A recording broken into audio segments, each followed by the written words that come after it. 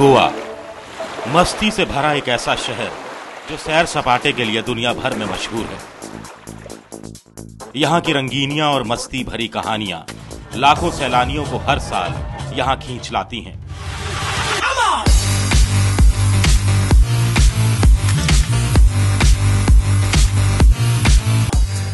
गोवा के सुनहरे लंबे समंदर के किनारे यहाँ के चर्च, मंदिर और पुराने किले लोगों को अपनी ओर खींचते रहे हैं। और सबसे बड़ी बात है यहाँ का बिंदास माहौल।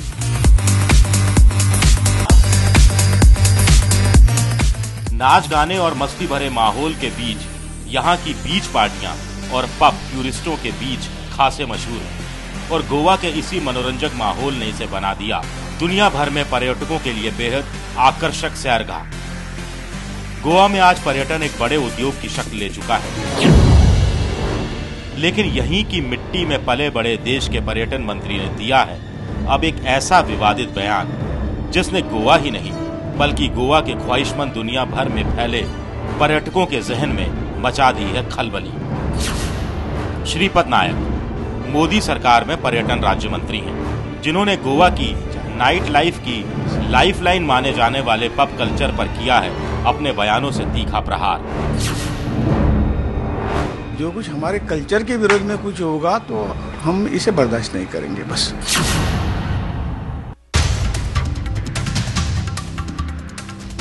व्यक्ति विशेष में आज हम आपको बताएंगे गोवा के पब और मंत्री श्रीपद की पूरी कहानी।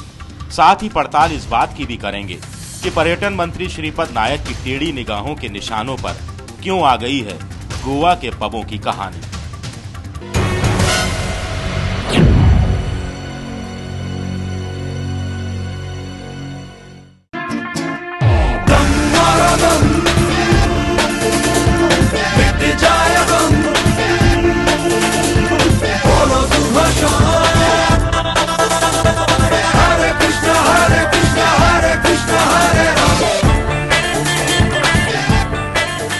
चारों तरफ समुंदर से घिरा गोवा भरपूर मौज मस्ती और मनोरंजन के लिए एक आदर्श टूरिस्ट डेस्टिनेशन माना जाता है। यहाँ के पब और यहाँ की बीच पार्टियां तो खासी मशहूर हैं। खास बात यह है कि गोवा में अधिकतर विदेशों से आने वाले सैलानियों के लिए यहाँ की नाइट लाइफ ही सबसे बड़ा आकर्षण होता है। लेकिन गोवा से सांसद और पर्यटन राज्य मंत्री श्रीपद नायक ने गोवा की नाइट लाइफ की लाइफलाइन माने जाने वाले पबों पर ही अपने बयानों से प्रहार कर दिया है। श्रीपद नायक का कहना है कि पबों पर लगाम लगनी चाहिए। पब कल्चर का बढ़ना देश हित में नहीं है, क्योंकि ये देश की संस्कृति के खिलाफ है। यहाँ के लोकल सरकार ने देखना चाहिए क्या करना है। जो हमारे संस्कृति के विरोध में कुछ होगा वो हम नहीं चाहेंगे, लेकिन इसी फ्रेमवर्क में जो कुछ कोई काम करेगा उसको कोई अपोज करने की जरूरत नहीं है। और ये लोकल गवर्नमेंट देंगे कि हम केंद्र सरकार यानी उसमें नहीं झोंकना चाहते। जो कल्चर के विरोध में जो कुछ होगा उसके लिए हम कुछ कर नहीं सकते, उसके लिए हम विरोध करेंगे। दरअसल नायक गोवा के परिवहन मंत्री सुदीन धलीकर के उस बयान पर प्रतिक्रिया दे रहे थे जिसमें उन्होंने महिलाओं के बिकनी पहनने पर रोक लगाने का तीर छोड़ा था। गोवा में बिकनी को बैन करने के उस बयान की बात भी हम करेंगे, लेकिन पहले देखिए कैसे श्रीपद नायक के बयान पर मचा है कोहराम। सकारात्मक चीज है उसकी तरफ बढ़ना चाहिए। सकारात्मक सोच आरएसएस और बीजेपी को और केंद्रीय मंत्रियों को रखना चाहिए। इसके लिए एक क्लास नरेंद्र मोदी ले, और अगर वो न समझ आए तो देश के प्रगतिशील लोगों को इकट्ठा करें, कुछ वैज्ञानिकों को इकट्ठा करें जो सकारात्मक बात आरएसएस और बीजेपी के लोगों को समझा सकें, क्योंकि अब वो विपक्ष में या इधर उधर टहलने वाली पार्टी नहीं है, केंद्र की सरकार में है। उनका एक एक शब्द नपातुला और दूरगामी परिणामों का होना चाहिए। विचार और संस्कृति लादने से लोग नहीं स्वीकारते, प्रचार प्रसार करके अच्छाइयाँ समझानी पड़ती है। भारतीय जनता पार्टी अपनी विचारों को अगर थोपना चाहती होगी या कहीं कुछ चीज़ों को लेकर इमोशनली उसका फायदा उठाना चाहती होगी, तो हमें लगता है कि बड़े पैमाने पे लोग उन चीज़ों के विरोध में भी हैं। ये उन्हें समझना पड़ेगा। अगर उन्हें कोई संस्कृति लागू करना है तो उसको प्रचारित करें, स्वीकारें लोग, ना कि उसे लादने का काम करें। हर आदमी की अपनी आज़ादी है और उस पर कोई पाबंदी नहीं लगनी चाहिए। साथ साथ ये भी सही है कि शराब एक इंतहाई हानिकारक चीज़ है और इस पे सरकार को बहुत विचार करके कोई फैसला करना चाहिए। गोवा में संस्कृति के नाम पर छिड़ी इस सियासत का पिछला यानी बिकनी एपिसोड की कहानी भी हम आपको बताएंगे आगे, लेकिन उससे पहले एक नजर देख लीजिए श्रीपद नायक की ये कहानी। मैं श्रीपद यसो नाइक ईश्वर की शपथ लेता हूं कि मैं विधि द्वारा स्थापित भारत के संविधान के प्रति सच्ची श्रद्धा और निष्ठा रखूंगा। मैं भारत की प्रभुता और अखंडता अक्षुण्ण रखूंगा। मैं संघ के राज्य मंत्री के रूप में अपने कर्तव्य का श्रद्धापूर्वक और शुद्ध अंतःकरण से निर्वहन करूंगा तथा मैं भय या पक्षपात, अनुराग या द्वेष के बिना सभी प्रकार के लोगों के प्रति संविधान और विधि के अनुसार न्याय करूंगा। नरेंद्र मोदी सरकार में बतौर संस्कृति और पर्यटन राज्य मंत्री के शपथ लेने के बाद ही देश में श्रीपद नायक को बड़ी पहचान मिली है। हालांकि वो बीजेपी के पुराने नेता हैं और गोवा से कई बार लोकसभा का चुनाव भी जीत चुके हैं। गोवा में 2 लोकसभा सीटें हैं। उत्तरी गोवा की पणजी सीट से श्रीपद नायक बीजेपी के टिकट पर 1999, 2004 और फिर 2009 का चुनाव जीत चुके हैं। बीजेपी ने इस बार भी उन्हें टिकट दिया था और उन्होंने कांग्रेस के रवि नायक को हराकर एक बार फिर संसद के दरवाजे पर दस्तक दी और मोदी सरकार में मंत्री भी बने। मैं श्रीपद यसो नाइक जो लोकसभा का सदस्य निर्वाचित हुआ हूँ, ईश्वर की शपथ लेता हूँ कि मैं विधि द्वारा स्थापित भारत के संविधान के प्रति सच्ची श्रद्धा और निष्ठा रखूंगा। मैं भारत की प्रभुता और अखंडता अक्षुण्ण रखूंगा तथा जिस पद को मैं ग्रहण करने वाला हूँ उसके कर्तव्यों का श्रद्धापूर्वक निर्वहन करूंगा। पर्यटन मंत्री श्रीपद नायक खुद ये मानते हैं कि वो गोवा जैसे पर्यटन के नजरिए से अहम राज्य से आते हैं, इसीलिए उन्हें मोदी सरकार में पर्यटन विभाग का मंत्री बनाया गया है। आपको पर्यटन मंत्रालय के लिए चुना, क्या उसके पीछे एक वजह यह है कि गोवा में चूंकि पर्यटन उद्योग काफ़ी बड़ा है, वहाँ की एक्सपीरियंस आप बाकी देश में उसको शेयर कर सकते हैं, उसको वहाँ की नीतियों को दूसरी जगह लागू कर सकते हैं? प्राइम मिनिस्टर ने यही सोचा होगा, जो उन्होंने दे दिया हमने स्वीकार कर लिया है और इसका बचपन से टूरिज्म का अनुभव हमारे पीछे है और इसलिए पूरा देश एक पर्यटन स्थल बने और इसके लिए जो कुछ कमियां हैं हमारे देश में वो पूरा करने का काम जो हमें करना है और माननीय प्रधानमंत्री के मार्गदर्शन से ये हमें निश्चित तौर से ठीक तरह से करेंगे, वो हम नहीं चाहेंगे। लेकिन मंत्री बनने के बाद श्रीपद नायक के विवादित बयान ने उनकी पार्टी बीजेपी को भी फिलहाल इस मुद्दे पर बैकफुट पर ढकेल दिया है। इससे पहले बिकनी विवाद को लेकर भी बीजेपी के अंदर ही घमासान मचा था, लेकिन उस बिकनी विवाद की चर्चा से पहले जरा सुन लीजिए श्रीपद नायक के बयानों पर क्या है बीजेपी के बोल। जो गोवा में पब कल्चर की बात है, कई चीजें जो है वो सांस्कृतिक प्रदूषण का कारण होती हैं और उसके बारे में अगर कुछ कहा गया है तो वो वहाँ की सरकार और वहाँ के लोगों पर निर्भर छोड़ देना चाहिए। उसमें मुझे नहीं लगता कि कोई कल्चरल बंदिश किसी तरह की होती है। आता ताजो स्टेटमेंट असा पब संस्कृती बंद जावपाक जाय, याचो अर्थ तो रुल्स एंड रेग्युलेशन ताका आमी हातान घेवपाक दिवचे ना, पूण तो कितें उलयता तें सारकें आसा।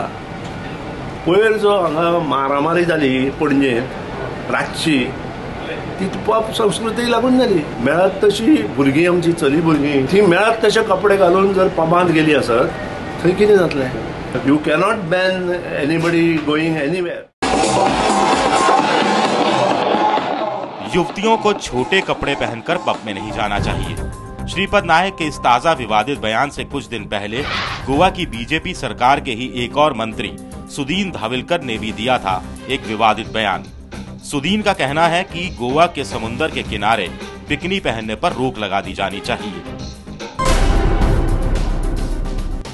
आधे कपड़े से और आधे जो बीच पर लोग लेके जो लेडीज वहां आती है वो बंद होना चाहते हैं।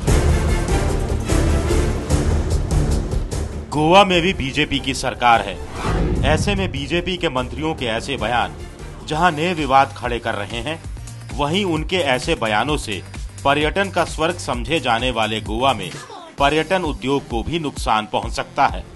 वो भी तब जब बीजेपी सरकार और उसके मुखिया नरेंद्र मोदी ने अपने 5T फॉर्मूले में टूरिज्म यानी पर्यटन को भी ऊंची अहमियत दी है। प्रधानमंत्री नरेंद्र मोदी के उस 5T फॉर्मूले की चर्चा भी हम करेंगे आगे, लेकिन पहले सुनिए पर्यटन को लेकर क्या है मंत्री जी की चिंता। पर्यटन मंत्री श्रीपद नायक का कहना है कि पर्यटन को बढ़ावा देने के लिए पब कल्चर ठीक नहीं है। देश में पर्यटन को बढ़ावा देने के लिए और तौर तरीके खोजने होंगे, क्योंकि पब कल्चर देश को बर्बाद कर रहा है। उन्होंने यही कहा है, and I'd like to quote, if we don't divert from pub culture, it will increase, and it is not in the interest of country. We have to promote other branches and ways for tourism. तो उनका ये reference to context था। जो आप गलत अंदाज इसको लगाएं तो मुझे लगता है कि बिल्कुल गलत है कि ये कहना कि भारतीय जनता पार्टी ये कह रही है और कह रही है कि महिला को नहीं जाना चाहिए। 21वीं सदी में हर एक महिला आपने रखी अपनी बात और आपने अपनी तरह से टूरिज्म मिनिस्टर का बयान व्यक्तिगत कैसे हो सकता है, पहली बात। और दूसरी बात है कि अगर आप 5T की बात करते हैं नरेंद्र मोदी, जिसमें टूरिज्म भी शामिल है, और फिर आप अगर पब कल्चर के खिलाफ हैं या पब कल्चर को एनकरेज नहीं करना चाहते, तो आप नियम बना दीजिए कि 10 बजे तक बार 10 बजे के बाद बार खत्म बंद हो जाएंगे या पब को लाइसेंस ही नहीं दिया जाएगा। ये नियम बना दीजिए, संसद में बहस करा लीजिए इस पर। नहीं, वो पब कल्चर की आड़ में क्या क्या हो रहा है उसको विस्तार से बताते तो ज्यादा बेहतर था। सिर्फ संस्कृति और कल्चर के नाम पर इस तरह के जो है, मैं कहूंगी एक अपनी सोच को थोपना जो है 21वीं सदी में है। 18 साल के युवाओं को आप वोट के साथ बहुत से अधिकार देते हैं, तो मुझे लगता है कि सही गलत का फैसला उसके ऊपर छोड़ना चाहिए। बिल्कुल जहां संस्कारों और कल्चर की बात है तो परिवार को बिल्कुल अपने बच्चा जब 18 तक पहुंचता है बिल्कुल उसे समझाने की जरूरत है। लेकिन मुझे लग रहा है कि मोदी सरकार बनने के बाद गुजरात मॉडल को लागू करने की जो इन लोगों की कोशिश है वो भी मुझे उसका स्वागत है। बिल्कुल आप गुजरात को जो है गोवा को गुजरात की तरह ड्राई स्टेट घोषित कर दीजिए।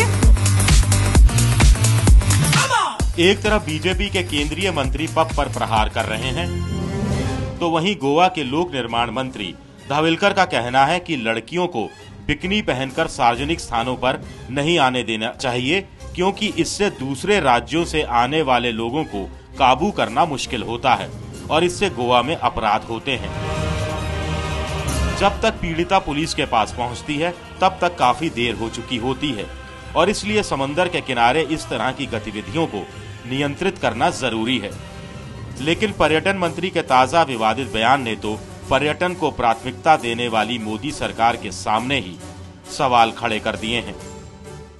ये बिल्कुल वही सोच दर्शाता है जो सोच इतने दिनों से हम सुनते आ रहे हैं जब से इनकी सत्ता बनी है, जहां पे ये सेक्स एजुकेशन के बारे में कुछ कमेंट करते हैं, एड्स को लेकर कमेंट कर रहे हैं और हर तरीके की कमेंटिंग हो रही है। गोवा में अलग कमेंट कर रहे हैं, तो वही है, एक मॉरल पुलिसिंग जैसा हाल हो गया है। और मैं बिल्कुल नहीं मानती कि पब कल्चर की वजह से इस तरीके की प्रॉब्लम्स इंडिया फेस कर रहा है। आप लॉ एंड ऑर्डर को सुधारें, आप पुलिसिंग रिफॉर्म्स की बात करें, तब हम जाने कि हाँ आप महिला सुरक्षा को लेकर सीरियस हैं। पर अगर आप हर चीज पे पब को बोल दें या कपड़ों के बारे में बात करें तो बिल्कुल एक हिपोक्रेसी व्यतीत करता है और उनकी सोच दर्शाता है। इस तरह की चीज़ों से हमें अपनी सोच को नया बदलना होगा। अगर हम अच्छे काम करेंगे, अच्छी चीज़ों को देखेंगे और शिक्षित होंगे ज़्यादा, तो चीज़ें बेहतर होंगी कि रादर देन इससे टिप्पणी करें कि पब में जाएंगे तो ऐसा हो जाएगा। जैसा कि अभी हमारी एक दोस्त ने कहा भी कि सब लोग अब समझदार हैं, 18 साल से ज़्यादा या 25 साल से ज़्यादा। विजय जी बता रहे थे कि लोग पब में जा सकते हैं, वहाँ सिक्योरिटी ज़्यादा हो, वहाँ लॉ एंड ऑर्डर का ज़्यादा इंतजाम हो, ताकि वहाँ जाने आने वालों को कोई असुविधा ना हो, कोई खेद ना हो। या तो देखिए शराब है, देखिए अच्छी चीज नहीं है। They are going to have drinks, alcohol, whatever, beer, vodka, it has to be banned. इधर या तो बुराई है, अगर सब जानते हैं कि गलत चीज है, and we are going to have that, either you should ban it, और otherwise everybody is liking it, तो let them go and have them fun. You know, we can't stop anybody. सब समझदार हैं आज की तारीख में, हर आदमी को अपना अच्छा बुरा पता है, वो कैसे कपड़े पहन रहा है, क्या खा रहा है, क्या पी रहा है, they know what exactly they do. Brand India की बात करता हूं तब मैं 5T की बात करता हूं।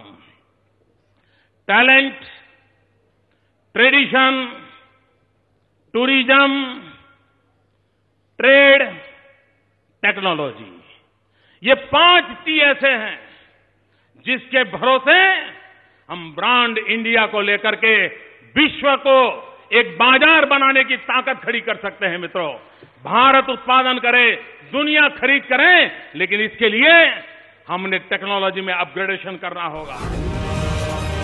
प्रधानमंत्री नरेंद्र मोदी ने चुनाव प्रचार के दौरान 5T से ब्रांड इंडिया बनाने की बात उछाली थी। मोदी के वो 5T हैं: टैलेंट, ट्रेड, ट्रेडिशन, टूरिज्म और टेक्नोलॉजी। और मोदी के इन 5T की छाप मोदी सरकार के पहले बजट में भी साफ नजर आ रही है। मोदी सरकार ने अपने पहले बजट में पर्यटन को बढ़ावा देने के लिए एक खास थीम पर 5 पर्यटक सर्किट बनाने की बात कही है। विश्व स्तरीय पर्यटक सुविधाओं के साथ सारनाथ, गया, वाराणसी बौद्ध सर्किट विकसित करने की घोषणा भी बजट में की गई है, जिसके लिए बजट में 500 करोड़ रुपए का फंड अलग से रखा गया है। गोवा से आते हैं, वहाँ पर पर्यटन उद्योग काफ़ी बड़ा है और काफ़ी रेवेन्यू आता है, लेकिन नरेंद्र मोदी अपने भाषणों में लगातार इस बात की ओर इशारा करते रहे थे कि जो पर्यटन उद्योग है उसमें और ज़्यादा जान फूंकने की ज़रूरत है और ज़्यादा हमारे पर्यटन उद्योग को बढ़ावा देने की ज़रूरत है। कैसे लागू करेंगे, क्या नीति बनाएंगे? या जरूर जो प्राइम मिनिस्टर के दिमाग में जो कुछ है उनके साथ बैठ के रोड मैप हम कहाँ तक लेके जाएंगे और इसी तरह से जो कुछ करना है इसके लिए करना है तो ये करना ही पड़ेगा, हम करेंगे। जाहिर है मोदी सरकार पर्यटन को रोजगार पैदा करने वाले बड़े क्षेत्र के तौर पर देख रही है, लेकिन सवाल ये है कि नरेंद्र मोदी के पर्यटन को बढ़ावा देने के विजन के उलट उन्हीं के मंत्री के ऐसे कथनों से देश में पर्यटन का कितना भला हो सकेगा। बहुत सिकुड़ी हुई सी मानसिकता है, नैरो माइंडेडनेस है जिसको उन्होंने कहा है। और अब आज़ादी के इतने सालों बाद अगर हम लड़कियों को कहें कि आप पब में मत जाइए, ये मत करिए, और वेस्टर्न कल्चर ऑलरेडी हमारे यहाँ इतना आ चुका है कि हम इसको अब रोक भी नहीं सकते और मैं सोचती हूँ कि रोकना चाहिए भी नहीं। अगर आप टूरिज्म की दृष्टि से देखें तो गोवा या बड़े बड़े डेस्टिनेशंस जो हैं उन पे ज्यादातर फॉरेन टूरिस्ट आता है और उन्हीं के कल्चर को हम बिल्कुल खत्म कर देना चाहें, ये बिल्कुल मैं सोचती हूँ कि नासमझी का एक बयान है। और इस तरह के बयानबाजी करने से वो ये सोचते हैं कि पब्लिक बड़ी उनसे इम्प्रेस हो जाएगी या कुछ हो जाएगा, मैं ये सब नहीं मानती। सालों तक पुर्तगाल का उपनिवेश रहा गोवा का ये पूरा इलाका 1961 में भारत का हिस्सा बना था और आज गोवा देश में पर्यटन का एक बड़ा हब बन चुका है। यूं तो क्षेत्रफल के लिहाज से गोवा भारत का सबसे छोटा राज्य है, लेकिन पर्यटन में दुनिया भर के सैलानियों के आकर्षण का केंद्र है। लेकिन आज अपनी इसी खूबी की वजह से गोवा विवादों में आ गया है।